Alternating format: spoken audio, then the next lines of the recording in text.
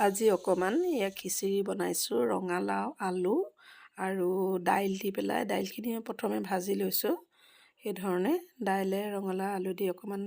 ভাজি তাৰ পৰা চাউলখিনি দিলোঁ দি পেলাই খুব ভাজিব লাগে চাউলখিনি